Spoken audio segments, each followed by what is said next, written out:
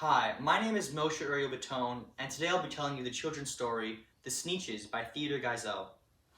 Now, the star-belly Sneetches had bellies with stars, and the plain-belly Sneetches had none upon theirs.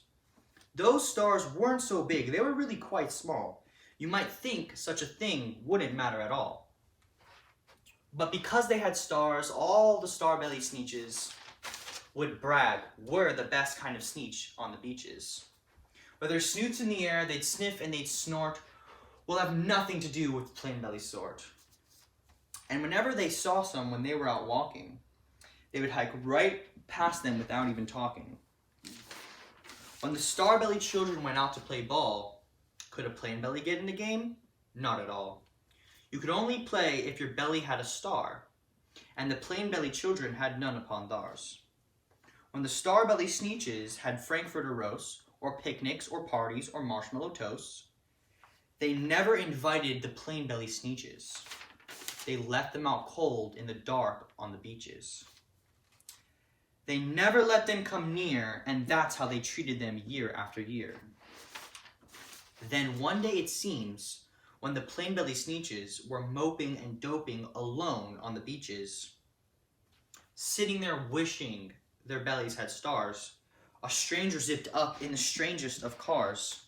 "My friends," he announced in a voice clear and keen, "my name is Sylvester McConney McBean. And I've heard of your troubles, I've heard you're unhappy.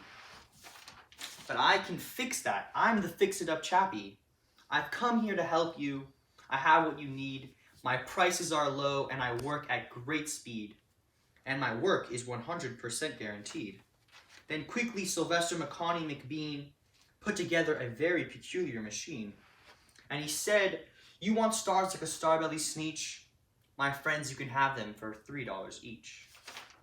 Just pay me your money and hop right aboard." So they clambered inside, then the big machine roared. And it clonked and it bonked and it jerked and it burked and it bopped them about, but the thing really worked. When the plain belly Sneetches popped out, they had stars. They actually did it. They had stars upon theirs.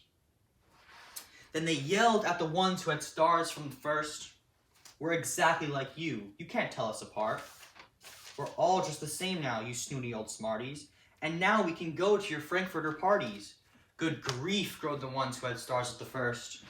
"We're still the best, and they are the worst. Now how in the world will we tell?"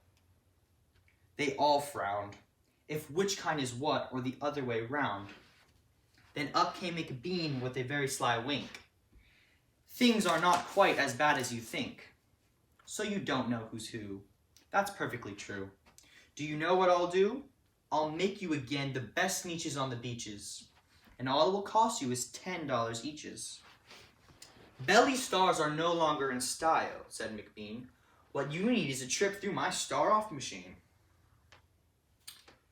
"McBean, this wondrous contraption will take off your stars so you won't look like Sneetches who have them on theirs."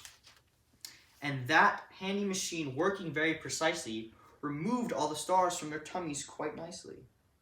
Then with snoots in the air, they paraded about, and they opened their beaks and they let out a shout. "We know who is who. Now there isn't a doubt. The best kind of Sneetches are Sneetches without." Then of course those with stars got frightfully mad. To be wearing a star was now frightfully bad. Then of course old Sylvester McConney McBean invited them into his star-off machine. Then of course, as you guessed, things got into a horrible mess.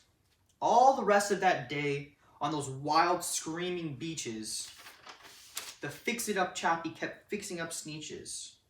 Off again, on again, in again, out again. Through the machines they raced round and about again, changing their stars every minute or two. They kept paying money, they kept running through, until neither the plain nor the star-bellies knew whether this one was that one, or that one was this one, or which one, or what one was who. Then, when every last cent was spent, the fix-it-up chappie packed up and went. He laughed as he drove in his car up the beach. "They will never learn, no, you can't teach a Sneetch. But McBean was quite wrong, I'm quite happy to say. The Sneetches got really quite smart on that day. The day they decided that Sneetches are Sneetches, and no kind of Sneetch is the best on the beaches. That day, all the Sneetches forgot about stars and whether they had one or not upon theirs. The end.